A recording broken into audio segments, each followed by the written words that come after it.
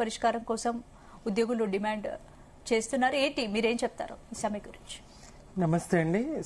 స్పందన గారు, మీకు, శివ గారికి, ప్యానెల్లో ఉన్నటువంటి హేమ గారికి, జీ తెలుగు న్యూస్ ప్రేక్షకులకు అందరికీ నమస్తే అండి. జై తెలంగాణ.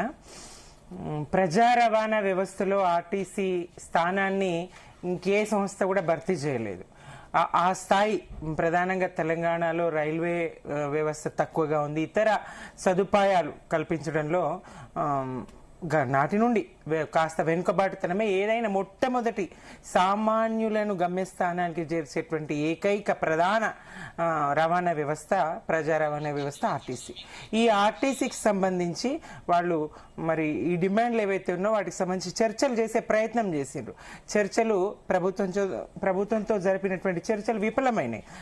ఆ నేపథ్యంలోనే వాళ్ళు ఇవాళ ఏదైతే ఈ కార్యక్రమాన్ని తీసుకున్నారో, నిరసనలు, బస్సులు, ఆర్టీసీ బస్సులన్నీ బంద్ అయిపోయి రవాణా వ్యవస్థకు తీవ్రమైనటువంటి ఆటంకం ఏర్పడినటువంటి పరిస్థితి చూసినాం. ప్రభుత్వం స్పందించాల్సినటువంటి అవసరం ఉన్నది. ఆర్టీసీ కార్మికులు వాళ్ళేమి గొంతెమ్మ కోరికలు కోరడం లేదు. ఏదైతే వాళ్ళు ముఖ్యంగా ఎన్నికలకు ముందు అనేక హామీలు పెట్టినటువంటి హామీలు ఏదైతే లిస్ట్ ఉందో ఒకసారి చూసారా మీరు? అసలు ఆ హామీలు దాదాపుగా చూసారు. కాకపోతే చాలా వరకు హామీలను ప్రభుత్వం అయితే రెస్పాండ్ అవుతుంది, మేము అన్ని కూడా పూర్తి చేస్తూ ఉంటుంది. ఒక్క 3 హామీలు, నేను ఆ 3 హామీలు కూడా చెప్పే ప్రయత్నం చేస్తాను. ఆర్టీసీని ప్రభుత్వంలో విలీనం చేయడం, వాళ్ళని ప్రభుత్వ ఉద్యోగులుగా గుర్తించడం ఒకటి. రెండోది, ఏదైతే సంఘాలు గతంలో రద్దు అని చెప్పారో మీ హయాంలో, ఆ సంఘాల పునరుద్ధరణ. 3, ఎలక్ట్రిక్ బస్సులకు సంబంధించి అనుకుంటా సబ్జెక్ట్ టు కరెక్షన్. వీటికి సంబంధించి ప్రభుత్వం కొంత ఆలోచిస్తున్నట్టయితే తెలుస్తుంది. కానీ ఇందులో రెండు మీ హయాంలో జరిగినటువంటి పాపాలే అని కొంతమంది ఆర్టీసీ కార్మికులు నిందిస్తున్నటువంటి పరిస్థితి కదా. మరి ఏం చెప్తారు దానికి సంబంధించి?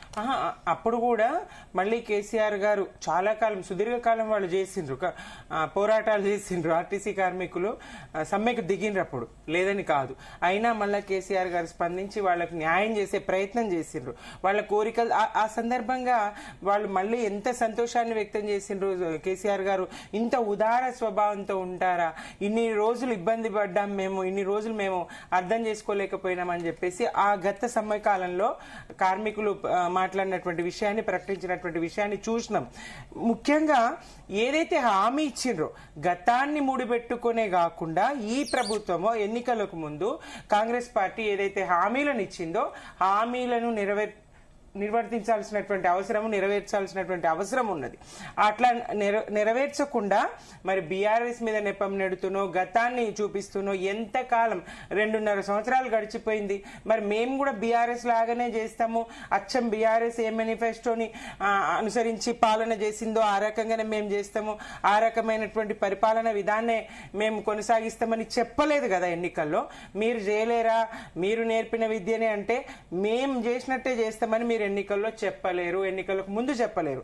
మీరు ప్రజలకు అనేక హామీలు ఇచ్చిండ్రు, ఆర్టీసీకి ఆ రకంగానే ఆర్టీసీకి కూడా హామీలు ఇచ్చిండ్రు, ఉద్యోగులకు ఇచ్చిండ్రు, అన్ని వర్గాలకు ఇచ్చిండ్రు. తెలంగాణలో ఉన్నటువంటి అన్ని వర్గాలకు హామీలు ఇచ్చిండ్రు, అన్ని వర్గాలను నమ్మించిండ్రు. మరి వాళ్ళని నమ్మించి గొంతు కోసే ప్రయత్నం చేయకూడదు, నమ్మించి నట్టేట ముంచే ప్రయత్నం చేయకూడదు. వాళ్ళు కోరినవి గొంతెమ్మ కోరికలు ఏం కాదు. తప్పకుండా వాళ్ళ కోరికలు, న్యాయమైనటువంటి డిమాండ్లు తీర్చాల్సినటువంటి అవసరం ఉన్నది. వాళ్ళకు పడ్డటువంటి బాకీలు అట్లాంటివన్నీ కూడా చాలా పెండింగ్ లో ఉన్నాయి, అవన్నీ కూడా చెల్లించాల్సినటువంటి అవసరం ఉన్నది. ఆర్టీసీ సమ్మె చేస్తే గనక ప్రజలకి, సామాన్య ప్రజలకి, మహిళలకి, ఉద్యోగస్తులకి, కాలేజీ విద్యార్థులకి అందరికి నష్టం వాటిల్లే ప్రభావం ఉంటది. ఈ దృష్టిలో పెట్టుకొని మీరు చేయలేరా అని గతాన్ని చూస్తూ కూర్చోవాల్సినటువంటి అవసరం లేదని. అలాగే కత్తి వెంకటస్వామి గారు కాంగ్రెస్ నుంచి జాయిన్ అయ్యారు.